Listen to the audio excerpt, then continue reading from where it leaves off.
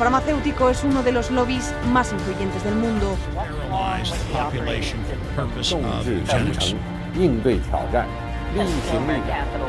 Конечно, должны работать кооперативно, должны... Farmacéuticas tienen demasiado poder. Avecina una gran guerra entre la realidad virtual y la realidad aumentada.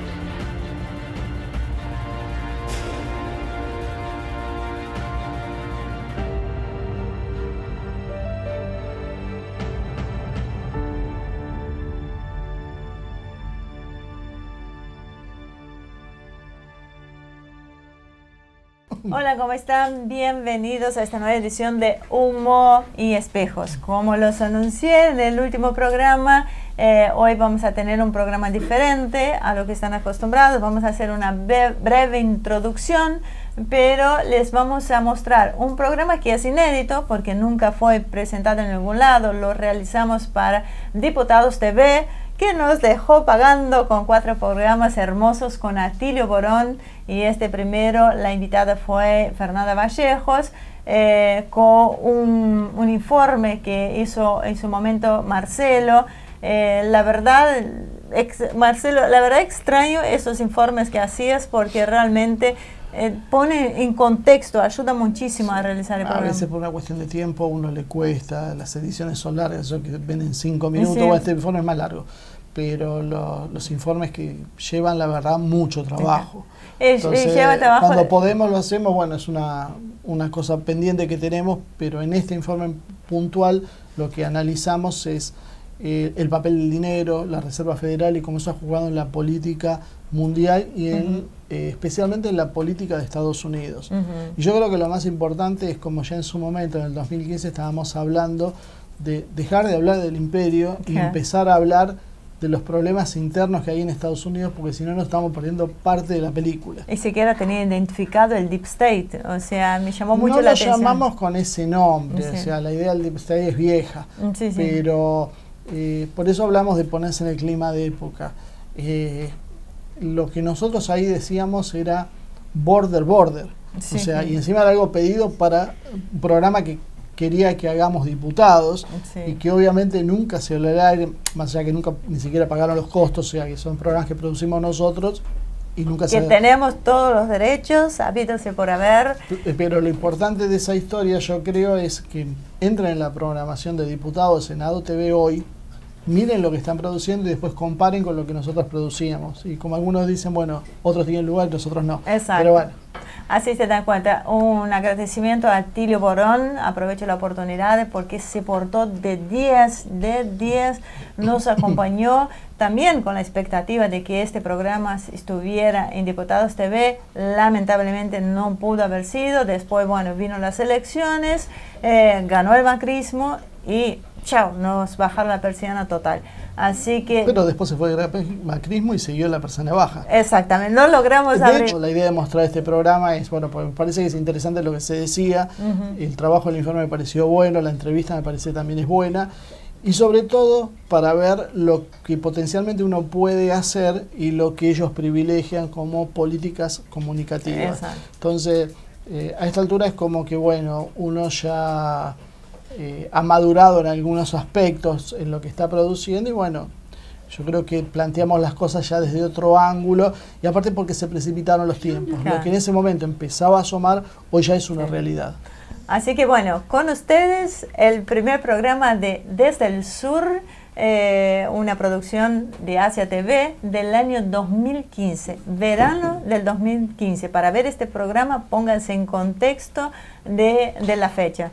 Un tip para tener idea de que estamos hablando, en el 2014 Argentina estuvo a punto de entrar al BRICS en Fortaleza y bueno, ya lo hemos hablado, Sí. cómo Dilma impidió ese juego, pero bueno, estamos hablando de que hacía meses Argentina había estado a punto de entrar al BRICS, el BRICS era el cambio y la opción ante la hegemonía globalista que encarnaba en ese momento Estados Unidos, y todo lo que van a escuchar en el programa, todo lo que se habla de las matanzas y la política expoliatoria que estaba llevando a cabo Estados Unidos, era en el gobierno de Obama, porque ahora parece que todo el mundo se ha olvidado lo que era Obama. Muy bien, así que los dejo con el programa Desde el Sur. Bienvenidos. Si hay un tema que es clave para entender la dinámica del mundo, es la lucha por la riqueza, tanto a nivel local como internacional. Todos sabemos que si tenemos dinero podemos adquirir prácticamente cualquier cosa. Y esto tan simple es el tema del programa de hoy, y así empieza Desde el Sur. América Latina tiene inmensos recursos naturales e inmensos recursos humanos.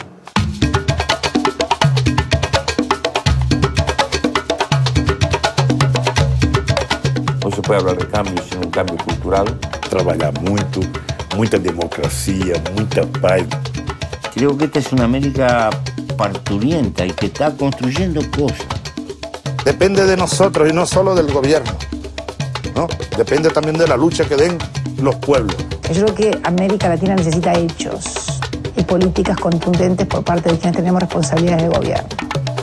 Creo que la democracia se construye día a día. Creo que esa integración debe enfrentar los problemas comunes y dar respuestas rápidas a esos problemas. La complementariedad entre presidentes, entre gobiernos de Latinoamérica va a ser importantísimo para consolidar este proceso de cambio en Latinoamérica. Mucho se habla de la importancia de la economía, que determina el éxito o la caída de los gobiernos. Se discuten variables macroeconómicas, se habla de monetización, flexibilización cuantitativa, derivados, pero todo se reduce en definitiva a tener más o menos dinero. Eso lo sabemos todos. Ahora nos preguntamos, ¿cómo se genera el dinero?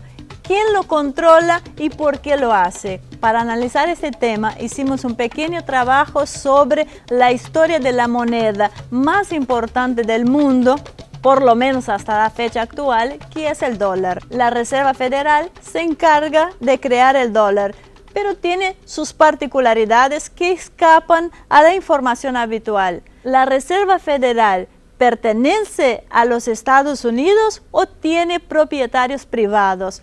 ¿Cómo fue su formación? ¿Quién la controla? Para conocer las respuestas, veamos entonces la primera parte de este informe antes de ir a la mesa con Atilio Borón, Marcelo Ramírez y Fernanda Vallejos.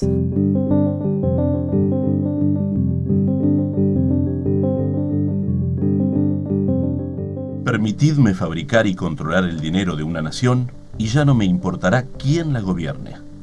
Barón Meyer Amschild Rothschild, 1744-1812. El mayor poder del mundo es el dinero. Compra voluntades, satisface necesidades, permite curar y matar. Y en la religión del dinero, los templos son los bancos y su catedral, la Reserva Federal, con su capacidad de generar dinero de la nada, por el solo hecho de imprimir un simple papel. Si preguntáramos a una persona de la calle de dónde sale el dinero, la respuesta sería que lo imprime el Estado. Y esto es verdad en la mayoría de los casos, salvo en una pequeña pero poderosa excepción, la Reserva Federal de los Estados Unidos, que imprime el dólar, la moneda de acumulación e intercambio más solicitada en el mundo. Imprimir dólares a voluntad y fijar su valor, la tasa de interés, da un inmenso poder, un poder que contra lo que creen la mayoría de los mortales, entre los cuales también podemos encontrar políticos, empresarios y, aunque parezca mentira, también economistas, pertenece a un poderoso consorcio de bancos privados.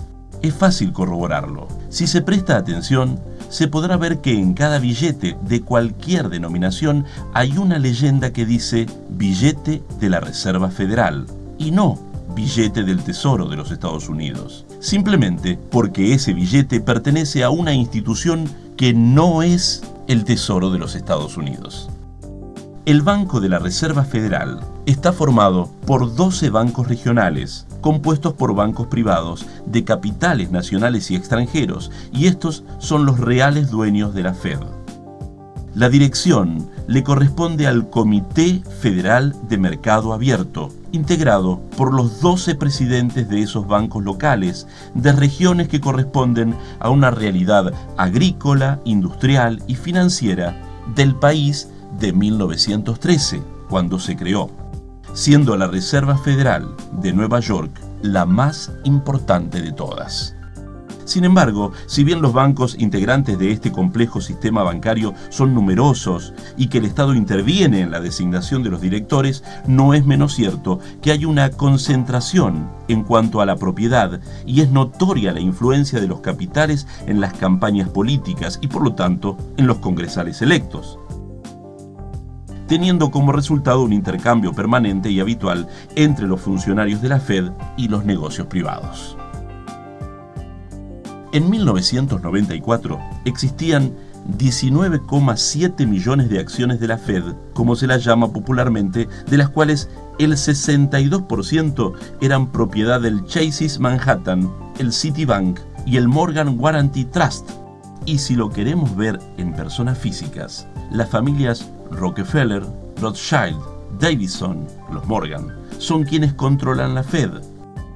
Si bien cada voto puede ser individual, difícilmente sea independiente del poder económico.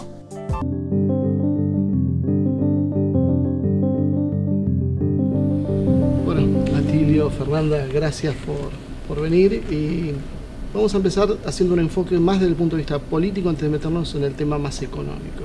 La primera pregunta que quería hacerles, en este caso es a usted, Atilio. Sabemos que hay poca transparencia en general en la información, pero la opacidad en lo que tiene que ver con los temas financieros en general es mucho mayor. ¿Por qué cree que no se están dando a conocer? ¿Por qué el ciudadano común no sabe en realidad que la Reserva Federal no es propiedad directamente de Estados Unidos y es un consorcio de bancos privados? Bueno, yo creo que es porque es un asunto muy importante, es un asunto estratégico. Acá se dijo muy bien en el informe, varias declaraciones de presidentes de Estados Unidos o directores del Banco de Inglaterra, y hace que, por lo tanto, estas cuestiones no sean accesibles para la información del hombre o la mujer común. Esto es parte de una política de secreto. Noam Chomsky tiene algunas reflexiones muy interesantes sobre, no a propósito del tema de los bancos, sino de algunas cuestiones estratégicas de los estados, y él dice que en los Estados Unidos hay una idea muy establecida y muy sólidamente arraigada de que las cosas muy importantes no tienen por qué estar al alcance de la muchedumbre, ¿no? Incluso se dice la chusma, rabble sería la expresión en inglés, y él dice es una expresión muy peyorativa, pero que de alguna manera indica que estos asuntos son cuestiones que tienen que manejarse en el marco de las élites, de los grupos económicamente más poderosos, la gente más influyente en la política, y por lo tanto no tienen por qué ser puestos a consideración del público. Es una desgracia, porque esto debilita mucho la vitalidad de la democracia. Hay que hacer una lucha muy fuerte para tratar de revertir esa situación, pero el hecho es que efectivamente no hay discusión ni información, y la gran mayoría de la población americana cree que la Reserva Federal es un órgano del gobierno de los Estados Unidos. Fernanda, una de las cosas más importantes del decálogo neoliberal es la autonomía del Banco Central. La famosa independencia del Banco Central. Bueno, vos fíjate que, complementando un poco con lo que decía Atilio anteriormente, ¿no? Y se expresaba también ahí en el informe, hay algunas frases de Jauretche para traer a colación a algún autor local que son muy elocuentes, en el mismo sentido de lo que se presentaba en el informe sobre el poder del dinero, el poder de crear dinero, que en parte tienen los bancos privados, aún existiendo un banco central que por supuesto es el responsable de la creación primaria de dinero, pero no así de la creación secundaria, el control sobre el crédito, la capacidad de decisión sobre qué bienes y servicios que se producen se financian, cuáles se exportan, ¿no? Digo, allí la cuestión del crédito también es una cosa muy importante. Entonces, naturalmente, la independencia de los bancos centrales ha sido un lema principalísimo del neoliberalismo, porque a través de la cooptación del Banco Central, incluso en sistemas como el nuestro, donde el Banco Central efectivamente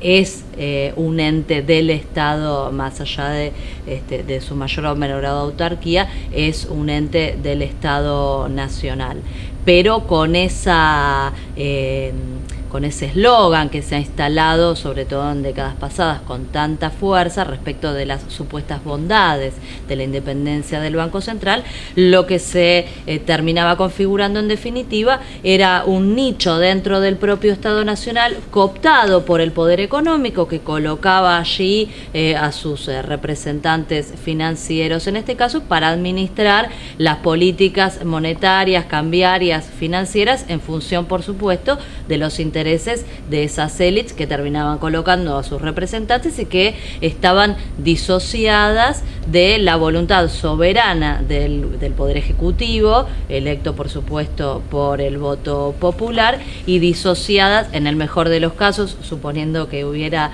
gobiernos populares, del interés del pueblo, en definitiva, que elige a sus gobernantes, y en otras épocas más tristes todavía, no tan disociadas de los intereses que representa el Poder Ejecutivo, porque también hemos tenido gobiernos donde los propios presidentes y miembros del Poder Ejecutivo han sido también de alguna manera representantes de los intereses del establishment. En los Estados Unidos, por la propia configuración del sistema de la Reserva Federal, esto es aún más cristalino, pero si uno se fija lo que sucede hoy en la Argentina a partir de la reforma de la Carta Orgánica del Banco Central, hemos avanzado muchísimo en recuperar soberanía monetaria, soberanía cambiaria y financiera, que es en definitiva la recuperación del control popular sobre ese instrumento tan fundamental para el funcionamiento económico como justamente el dinero. Pero fíjate lo que sucede en Brasil, por ejemplo, para poner un ejemplo cercano, aún hoy, en el marco de un proceso que engloba toda la América Latina, de gobiernos populares, vamos a llamarlos así para sintetizar, no se ha logrado avanzar sobre el Banco Central. El Banco Central continúa siendo hoy, Brasil 2015, un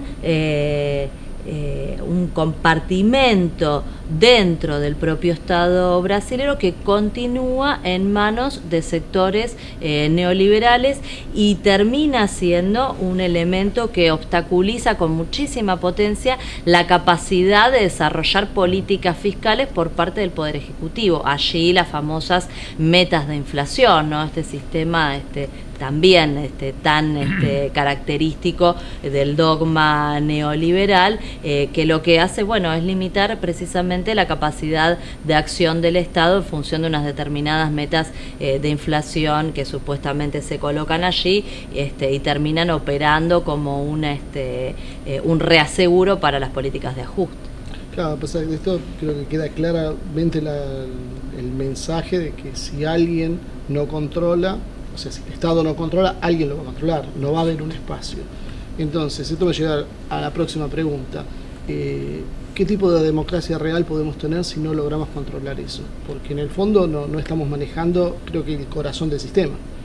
Bueno, creo que quedó claro del informe y de las palabras de Fernanda, ¿no? Es controlar un aspecto absolutamente crucial de la política económica de un gobierno, de manera tal que una democracia que no pueda controlar la cuestión del dinero, la emisión del dinero, la velocidad, digamos, de impresión o de circulación del dinero, creo que es una democracia que está muy limitada. Hay un resorte fundamental que hace al bienestar público, ¿verdad?, que está fuera del alcance de los mecanismos democráticos, y sí está colonizado y dominado por los sectores del establishment económico-financiero, de manera tal que es una gran asignatura pendiente de todas las democracias, las que, por ejemplo, tienen esos bancos centrales en manos de sectores privados, que son los que de alguna manera fijan los grandes rumbos de la política económica. Por lo tanto, la pregunta es, bueno, ¿cuál es el papel del ciudadano o la ciudadana que votan por un gobierno sobre la base de un programa, cuando de repente hay enquistado, un enclave dentro del Estado que fija una política sin tener ninguna clase de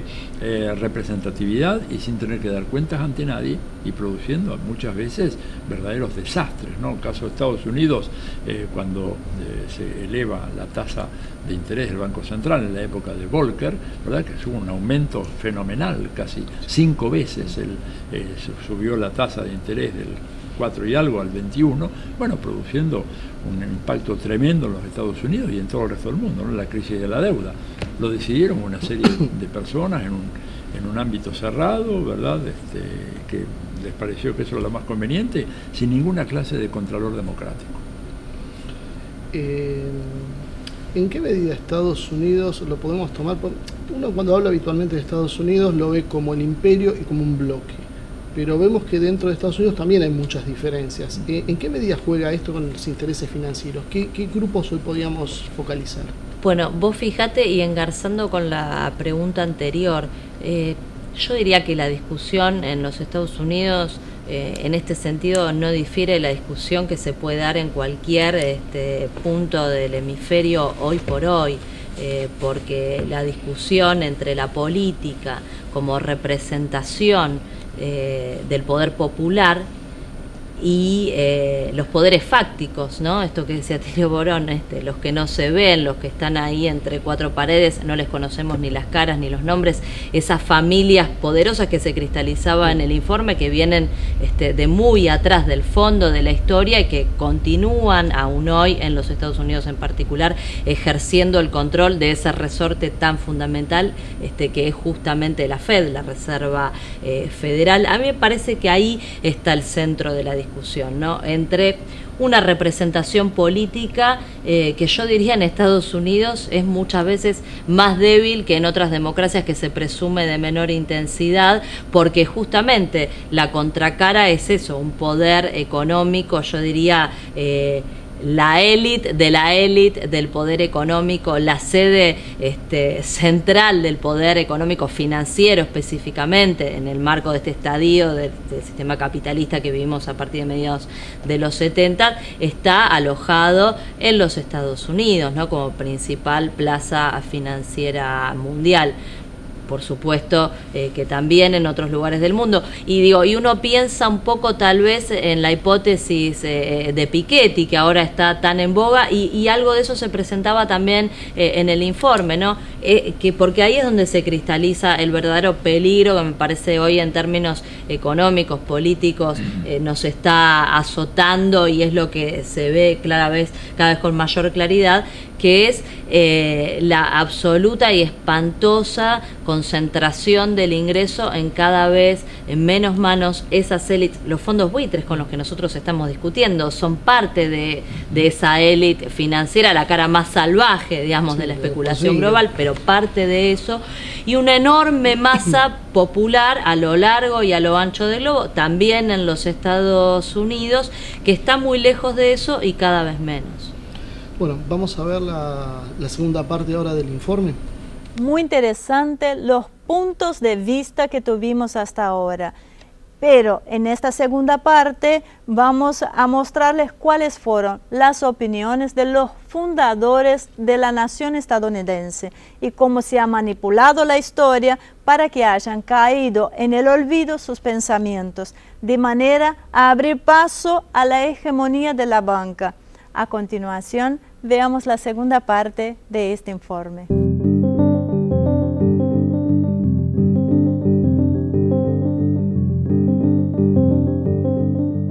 Nada más que un gran sufrimiento producirá el efecto sobre el Congreso. Nuestra única seguridad es seguir el camino de una firme restricción del crédito, y no tengo dudas que tal curso resultará en la restauración monetaria y el restablecimiento del banco. Nicholas Biddle, 1786-1844. El banco solo duró 20 años y la experiencia finalizó acusado de inconstitucional porque se apropiaba de la facultad de emitir moneda que estaba reservada exclusivamente al Congreso. Sin embargo, la élite financiera no bajaría los brazos y volvería a la carga en un nuevo intento de crear un nuevo banco central privado. Esta vez, el segundo banco de los Estados Unidos, que nuevamente fue desmantelado por otro mandatario, Andrew Jackson, en el año 1836. Este nuevo banco, creado en 1816, partía de un capital de 35 millones y mantenía la cuota estatal en un 20%. El pensamiento de Andrew Jackson era muy claro con respecto al peligro de entregar el monopolio del dinero a las grandes familias que dominaban el sistema económico de su país y a las malas prácticas que ejecutaban desde el banco. Pero lo que más lo inquietaba era la fuerte presencia de la banca extranjera, en especial la inglesa, que obtenía enormes ganancias con los intereses de los préstamos que realizaba. Sus palabras pasaron a la historia cuando dijo, refiriéndose al segundo banco de los Estados Unidos en 1836. Nicholas Biddle, presidente del segundo banco de los Estados Unidos, declaraba provocador: este respetable presidente piensa que porque ha rapado a algunos indios y encarcelado jueces, hará lo mismo con el banco. Está equivocado. La respuesta de Jackson fue rotunda: el banco está tratando de matarme, pero yo lo mataré. Poco antes de su muerte, fue interrogado sobre su mayor logro y su respuesta fue clara: yo maté al banco. Los esfuerzos por crear un banco privado fracasaban ante la ancestral desconfianza de los estadounidenses por el control de sus dineros. Pero lo que estaba en juego era mucho y ameritaba redoblar los esfuerzos y agudizar el ingenio. Y eso fue lo que se hizo. Tengo dos grandes enemigos: el ejército del sur frente a mí y los banqueros detrás. De los dos, el que está atrás es mi mayor enemigo. Abraham Lincoln, 1809-1865.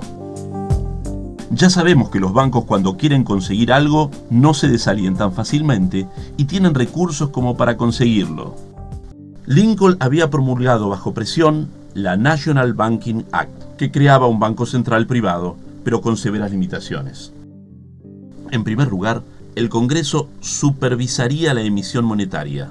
En segundo, establecía que no iba a ser obligatorio que el Estado depositara sus reservas allí. Y en tercer lugar, no imponía el monopolio de la emisión, por lo que en el futuro acciones como los greenback podrían ser repetidas.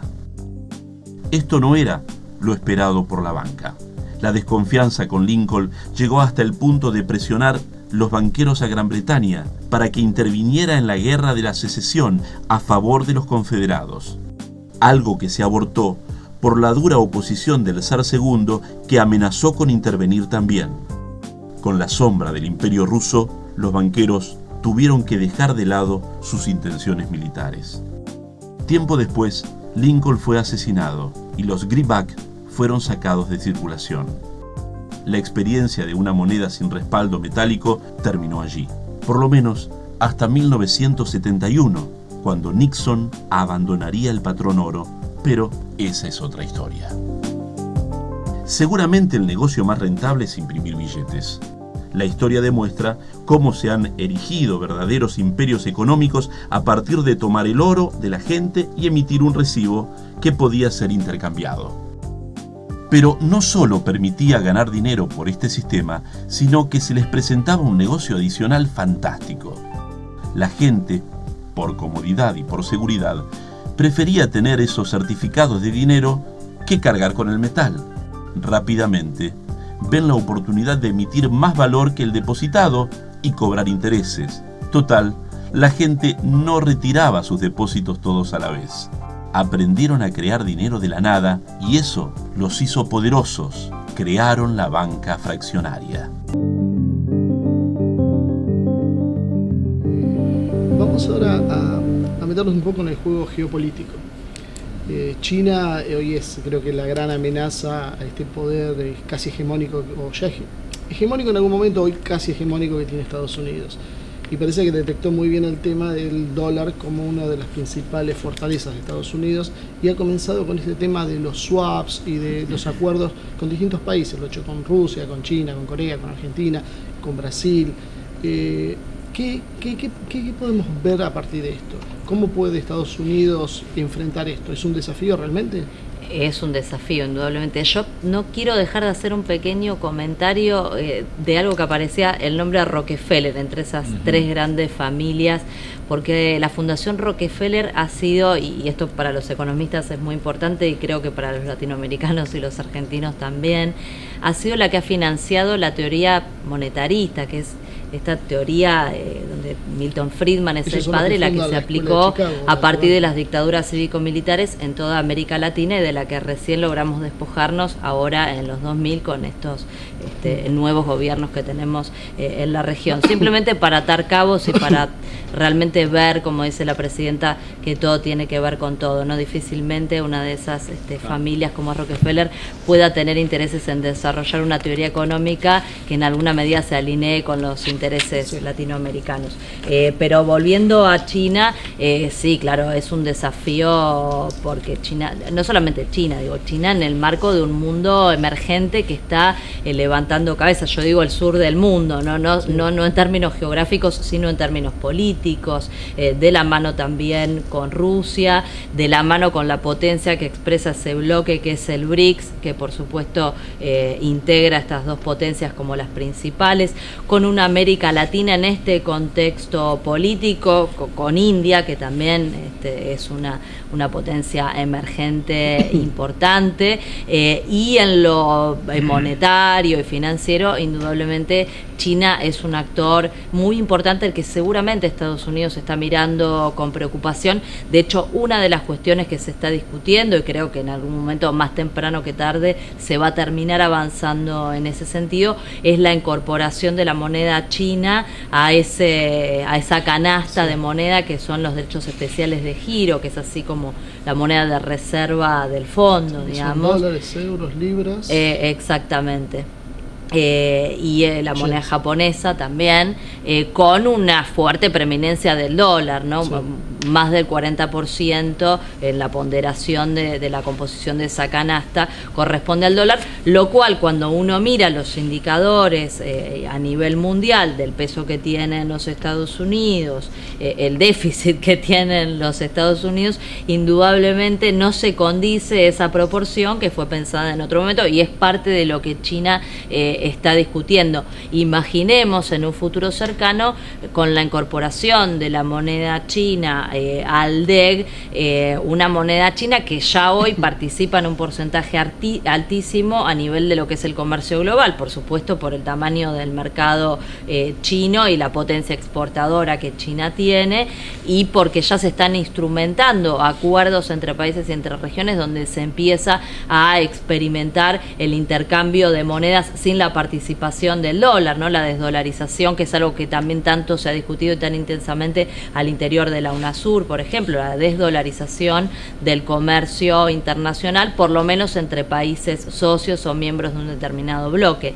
Si a eso le sumamos la posibilidad de que la moneda china se constituya en una moneda efectivamente de reserva avalada por las instituciones supranacionales que por lo menos hasta hoy existen, indudablemente vamos avanzando a un terreno de la discusión mucho más complejo y yo diría muy desafiante, este nuevo orden que se abre, que no sabemos a dónde termina, pero que indudablemente está echando por tierra lo que veíamos hace por lo menos una década y media atrás, donde parecía que el pensamiento único había llegado para quedarse, la hegemonía norteamericana de las potencias centrales había llegado para quedarse.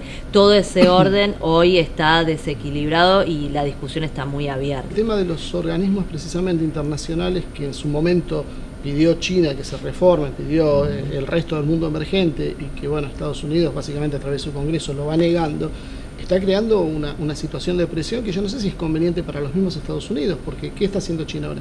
Creando instituciones paralelas. El Banco Asiático de Inversión e Infraestructura, por ejemplo, es una muestra, donde Estados Unidos intenta que sus países aliados no participen, y uno a uno se empieza a sumar Francia, Gran Bretaña, Israel llegó a sumarse. Entonces eso da muestra de que se está resquebrajando este poderío. Absolutamente. Lo que pasa es que todo el predominio del dólar tenía que ver con la situación de la economía mundial a la salida de la Segunda Guerra Mundial, ¿verdad?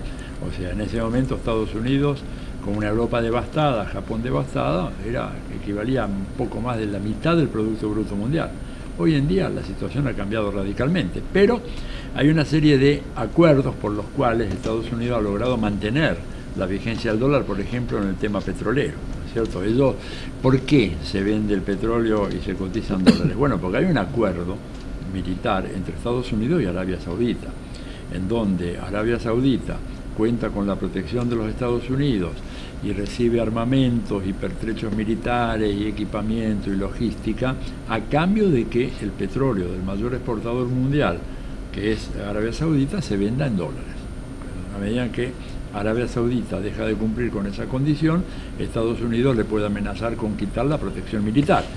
Y Saudi Arabia es un país que se encuentra en estos momentos especialmente muy presionado, muy amenazado por el auge del yihadismo, del fundamentalismo islámico. Ellos son vistos como verdaderos herejes, aunque son musulmanes, pero para el yihadismo, ¿verdad? Arabia Saudita, al permitir la instalación de 2 bases militares de los Estados Unidos en territorio saudí, está cometiendo un sacrilegio imperdonable, porque el territorio saudita es la tierra santa del Islam, es la sede de las 2 grandes ciudades del Islam, ¿no? Meca y Medina. Entonces ellos no pueden correr el riesgo de perder la ayuda militar norteamericana. ¿Y las sospechas que ellos están financiando el Estado Islámico? No son sospechas, Marcelo, está absolutamente comprobado. Edward Snowden dio a conocer una serie de cables, inclusive después se reprodujeron en otros medios. El Estado Islámico es producto de una política absurda, ¿verdad?, profundamente equivocada, de Estados Unidos, Gran Bretaña e Israel, que fomentaron eso, reclutaron a esa gente, los armaron, los financiaron, pensando que iban a actuar siempre a favor de los intereses occidentales. Y bueno, esa gente tiene ideas propias y de repente aprovechó esos recursos y los utiliza ahora para un proyecto que es absolutamente contrario y un gran dolor de cabeza para el presidente Obama y por supuesto para los otros países involucrados. Bueno, volviendo al tema económico, una cosa que llama la atención es el tema del oro. China viene comprando oro, aumentando sus reservas, lo mismo está haciendo Rusia. China, creo, si no me equivoco, hace 3 o 4 años que no informa la cantidad de oro que tiene. ¿Esto es parte de esa política de descentralizar al dólar? Sí, por supuesto, porque robustece la composición de las reservas de una de las principales economías mundiales hoy por hoy, lejos el principal tractor de crecimiento de la economía a lo largo de los últimos 12, 13 años, y con una proyección de que esto va a seguir siendo así, desplazando claramente al dólar, teniendo en cuenta la enorme acumulación de dólares que tiene el banco chino, ¿no? Pasa que es curioso, como vos decías, con la situación precaria financiera que tiene Estados Unidos, el déficit permanente y demás, ¿cómo puede ser que el dólar se sigue valorizando? O sea, que hoy está avanzando con respecto al dólar. Una de las explicaciones también, que hay algunos que dicen, es que la forma de fijar el precio del oro en Londres está tan manipulada como en su momento fue el escándalo de la tasa LIBOR, y que China toma nota de esto y intenta crear desde Hong Kong un nuevo sistema de valoración esperando esto. Sí, indudablemente la manipulación en estos mercados está siempre, digo, hay un alto componente de volatilidad que no se explica por ninguna otra cosa que un alto componente especulativo en torno a los valores que muchas veces en algunos casos pueden tener una cierta base real en pos del funcionamiento económico, pero de ahí para arriba el resto de lo que compone el precio, digamos, el valor de esa mercancía, que en este caso puede ser el oro, tiene que ver con la especulación y en definitiva con las correlaciones de poder que se están expresando en esas relaciones de precio, ¿no? La disputa de poder que se expresa en todo precio relativo, muchísimo más cuando estamos hablando de una mercancía que constituye reserva de valor internacional, ¿no? Esto es así. Bueno, hacemos una pausita más para ver la tercera parte del informe. Muy bien, ahora los voy a llevar a ver la tercera y última parte de este informe que realizamos sobre la Reserva Federal. Los intentos de constituirla están cada vez más cerca de tener éxito, pero de una forma bastante poco transparente y con algunas consecuencias aún más oscuras. Así que los invito a que veamos juntos esta última parte del informe.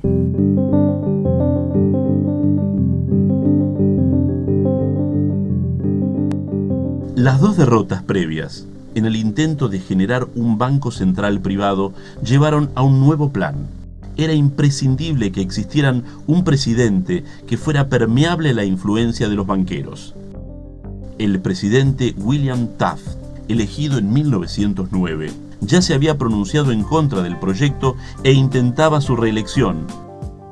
Para impedirlo, se decidió apuntalar a Theodore Roosevelt, un expresidente que también ambicionaba el mismo cargo. El resultado fue el que esperaba. Woodrow Wilson consigue llegar al poder ante la división republicana. Wilson era un presidente de poco carácter y débil, ya que su acceso al poder se produjo sobre una débil base electoral.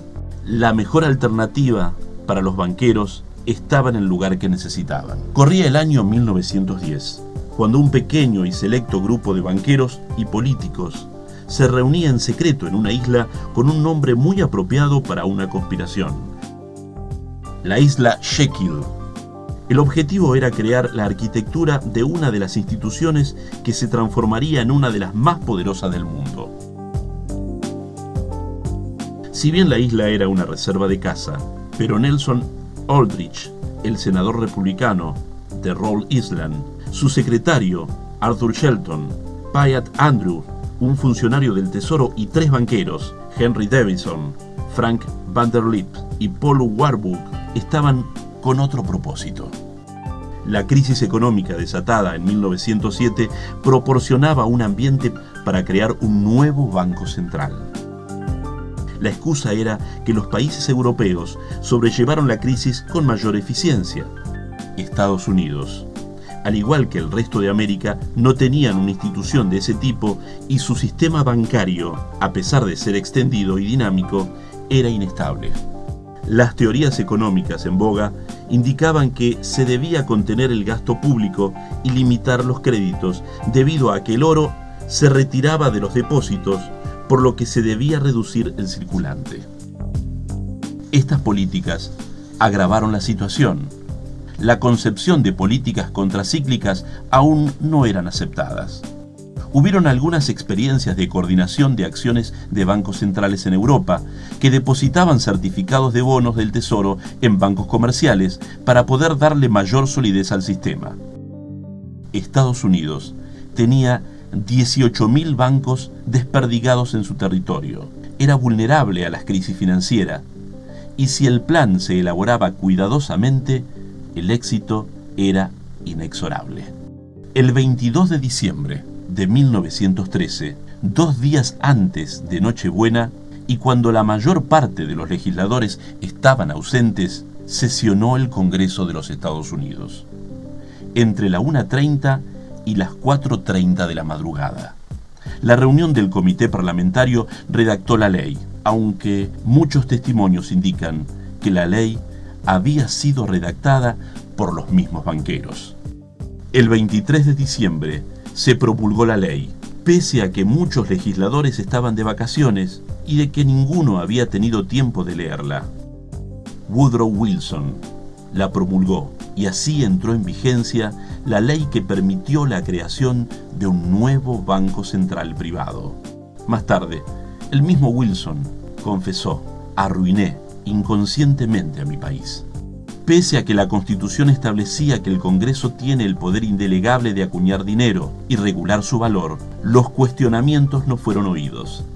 En 1935, la Corte Suprema de los Estados Unidos determinó que el Congreso no puede delegar constitucionalmente su poder a otro grupo u otro organismo. Sin embargo, nada fue suficiente, y la ley siguió vigente a pesar de su inconstitucionalidad hasta el día de hoy. Los banqueros habían aprendido la lección.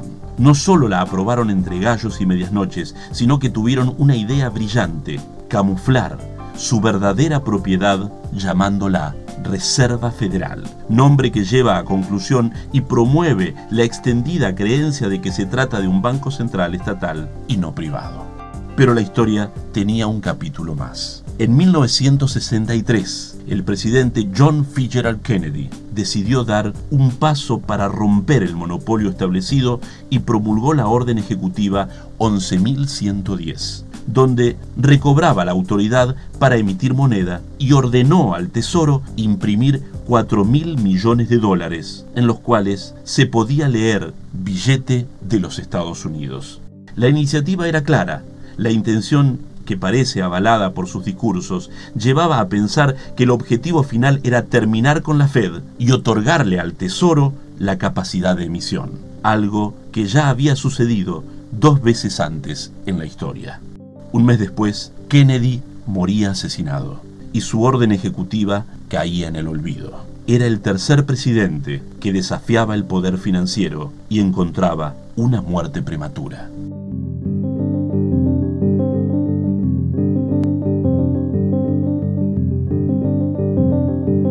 Vamos a ver ahora entonces un poquito el tema de las consecuencias financieras de todo este proceso. Se habla que hay una burbuja especulativa de derivados. Las cifras oscilan decenas de billones de dólares. ¿Qué peso es esto para la economía mundial? ¿Esto está a punto realmente de estallar? Unos dicen que sí, otros dicen que no. Mirá, a ver, hay, yo diría que dos planos, ¿no?, de esta realidad. Una que tiene que ver con lo estrictamente financiero, pero después están los impactos que este mismo funcionamiento anómalo, digamos, de ese sistema financiero, cómo termina impactando sobre la economía real y sobre la estabilidad social y política en las naciones, porque digo, no es inocuo.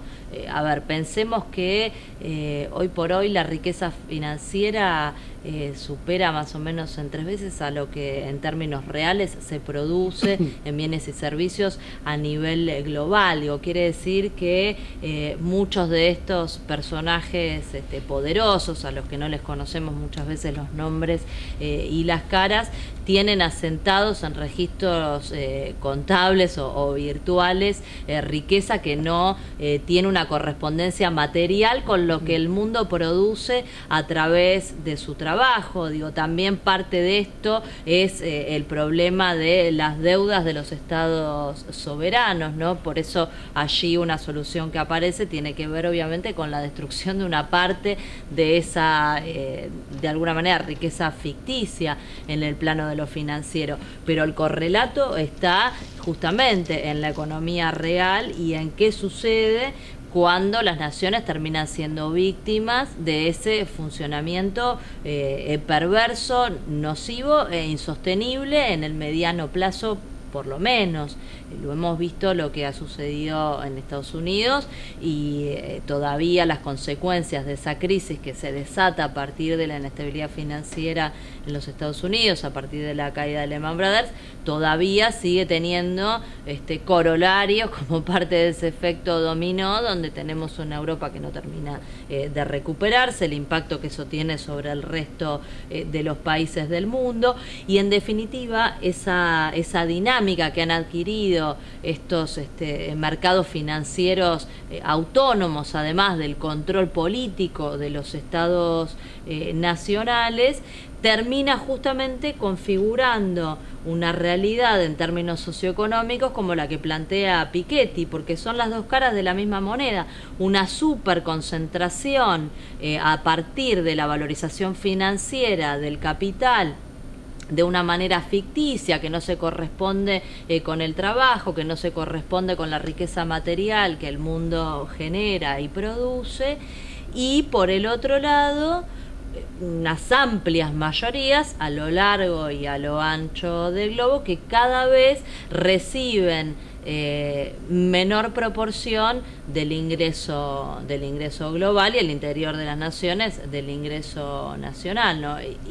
Y esa realidad en el mediano plazo es insostenible. Nosotros en América Latina lo podemos decir con mucha claridad porque lo hemos vivido. Ese proceso de valorización financiera que comienza a mediados de los 70 o específicamente en el 73 con el golpe de Estado en Chile, que después se extiende por toda América Latina y que culmina a finales de los 90, principios del 2000, termina explotando porque más allá de la perversidad del funcionamiento del sistema económico, lo que se vuelve insostenible es la posibilidad de mantener cierto estado de paz social, de armonía social, que permita una convivencia de una sociedad en un estado de derecho, en definitiva. Lo que pasa es que no hay que olvidarse, creo que la deuda tiene dos funciones. Una es el negocio en sí mismo, pero después tiene una función política.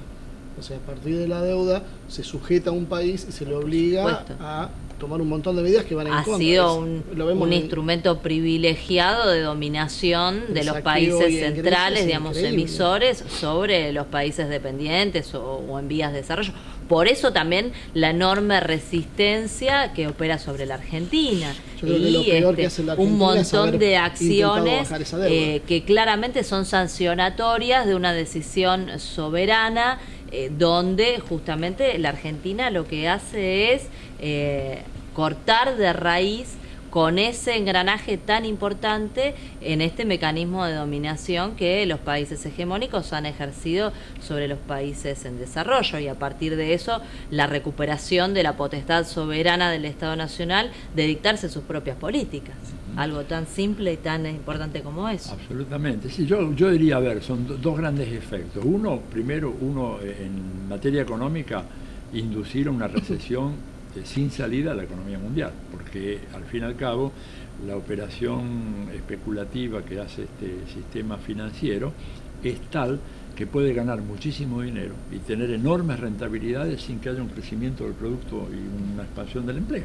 Digo, operaciones especulativas que configuran la gran mayoría de toda esta circulación diaria, ¿verdad?, por los sistemas financieros mundiales, que trabajan 7 días a la semana, 24 horas al día, y para los cuales, para ganar dinero, no hace falta aumentar la producción, la riqueza o expandir el empleo. Por lo tanto, el efecto recesivo se nota, por eso Estados Unidos no arranca, ¿verdad?, después de la caída de Lehman Brothers, por eso Europa no arranca, porque yo creo que en el fondo estos sectores no necesitan expandir la economía para ganar muchísimo dinero, y cada vez ganan más. Y por otra parte, crean una situación de sometimiento a los gobiernos de los estados de los países más poderosos. Digo, Estados Unidos tiene una deuda pública que supera el 105% del Producto Bruto. O sea, es un gobierno que está limitado por este endeudamiento brutal que tiene y que sigue creciendo, porque Estados Unidos aumenta el presupuesto militar, aumenta las operaciones militares en terceros países y no aumenta los impuestos. Es más, los impuestos fueron siendo reducidos, rebajados, con lo cual se endeuda y por lo tanto queda prisionero del capital financiero que le presta y dicta las condiciones de la política económica. O sea, esto tiene un impacto económico brutal, entonces recesivo por una parte, ¿verdad?, y por otra parte un impacto que deteriora la calidad de los gobiernos democráticos, y eso lo estamos viendo en Grecia y en tantas otras partes, ¿no? Hace unos días yo estaba charlando con un economista y me contaba que él veía tres posibilidades. Un mundo multipolar, que es el que intenta el BRICS y todo este eje sur-sur, un mundo hegemonizado por Estados Unidos y un tercer mundo dominado por transnacionales que logren en cierta medida quebrar a Estados Unidos como nación y controlar ellos al no haber una nación predominante como es Estados Unidos, toda una serie de estados menores, que esas empresas puedan ir controlando este mundo a través de una especie de ficción democrática. Bueno, de hecho, a ver... No sé si es tan distinto de lo que sucede por hoy. Asusta un poco la idea. Sí, pero yo creo que, claro, porque estas no son categorías excluyentes, porque la tercera, la del poderío de las grandes transnacionales, de alguna manera se monta también sobre las otras dos estructuras, la multipolar y la hegemónica. Es como que en algún momento no necesitan tanto el Estado-nación. Pero en un mundo multipolar como que se ha venido afirmando recientemente y que no hay vuelta atrás, o sea, no se puede volver a lo anterior, hay mayores espacios para establecer algún control sobre lo que decía Fernanda, porque si eso no se controla, ¿verdad?, vamos a tener una especie de dictadura absolutamente desembolsada del gran capital, algo que ya de alguna manera estamos viendo en Europa. ¿Quién manda en Europa? Te lo dicen la gente, no solamente los militantes, la Troika y sobre todo el Banco Central Europeo, con lo cual la idea de la democracia la tenés que arrojar por la borda, de manera tal que yo creo que estamos en un momento de reacomodo, ha emergido una estructura nueva, hay mucha pugna ahí y creo que me parece a mí se va a tener que ponérsele el cascabel al gato. Y además digo, datos que no se conocen, ¿no? Cuando uno piensa en transnacionales, generalmente tiende, me parece, en el imaginario colectivo a aparecer la imagen de una gran empresa que produce algo, ¿no? Qué sé yo, Claro. Shell, no sé, que no se me viene ahora otra a la cabeza, pero la verdad es que cuando uno mira ese universo, las principales transnacionales que atraviesan, hablando del comercio internacional, uno va para atrás y la propiedad termina recayendo en esos mismos nombres que son los dueños de los bancos. Es decir, los capitales financieros son además propietarios de las empresas que transitan la economía real, digamos, a escala internacional.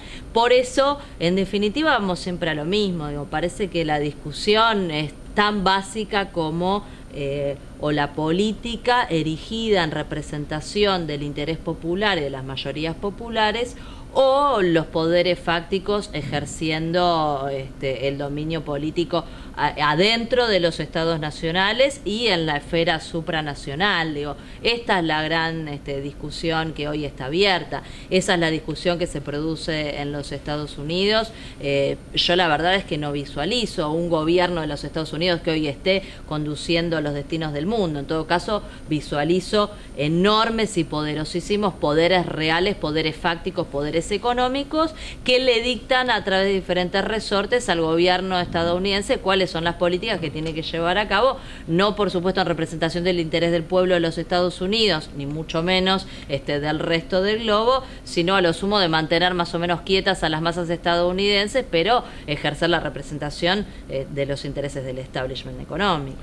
Bueno, creo que estuvo muy bueno. Si querías agregar No, algo. está bien, perfecto. Ya agregó todo Fernanda. Muy bueno. Es interesante esto para un próximo programa, analizar quiénes son los que están detrás, porque nunca se habla de las personas de carne y huesos. No. Ese es el velo, creo que hay que correr para poder seguir avanzando en esto.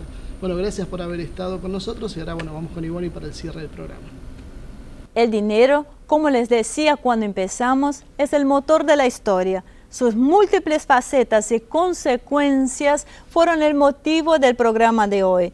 Les agradezco una vez más por acompañarnos y créanme, los vamos a dejar pensando, lo que en definitiva es el propósito de este programa, promover la reflexión ante tanta información o desinformación circulante.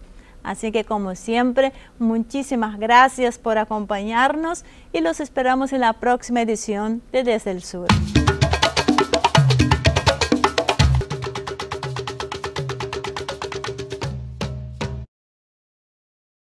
Muy bueno, la verdad técnicamente estaba impecable. Igual no desmerezco para nada el equipo que tengo acá presente, las dos camarógrafas que son un comodín bárbaro que hace todo lo necesario para que Asia TV siga a flote, que el Humo y Espejos siga ahí. Pero la verdad a veces extraño es hacer estos informes, trabajar más en la pre y producción. Como digo, yo no quiero ser tan repetitiva, pero la cuestión de los recursos es algo que realmente te limita, porque obviamente lo que te decía, hacer un informe de eso te lleva unas cuantas horas. Sí, o sea, sí, no es tan simple, tenés que hacer un trabajo investigativo, tenés que buscar la fuente, tenés que redactarlo, tenés que editarlo, tenés que darle ritmo. De todas formas, yo creo que me parece que es muy claro lo que se ha visto y hacia dónde apuntaban las cosas y cómo han cambiado en 5 años. La verdad que uno ve eso y dice, estamos realmente en otro mundo. Lo que estamos hablando hoy, lo que estamos diciendo hoy, en su momento, a veces, y yo creo que después ya cuando empezamos en Humo y Espejos en La Plata, empezamos a ir un poquito más, pero era terrible, porque si ahora les parece que lo que nosotros decimos muchas veces es difícil de digerir, en ese momento era claro, y decíamos menos, porque en realidad yo creo que la sociedad no estaba preparada para escuchar todo, porque había esta información dando vuelta en internet, pero eran sitios conspiranoicos que nadie tomaba en serio. Entonces el desafío era tomar lo que realmente valía y que eso vaya penetrando dentro de lo que eran las clases políticas argentinas, que empiezan a tomar conciencia de dónde estaban parados. Lamentablemente, bueno, hemos visto que no han tomado conciencia y estamos donde estamos. Hay 3 programas más, si a ustedes les gustaron, díganos ahí, vemos de poder sacar los 3 programas que siguen, que son también interesantes. teniendo en cuenta el contexto de la época. Así que para que volvamos a tener estos informes y podamos seguir trabajando con esta calidad de información e investigación, voy a ser reiterativo, voy a pedir nuevamente que colaboren con nosotros, con Patreon o desde la Argentina, con las vías, con los detalles que van a encontrar acá, vaya de redundancia en los detalles del video. Así que muchísimas gracias por acompañarnos y nos vemos en la próxima edición.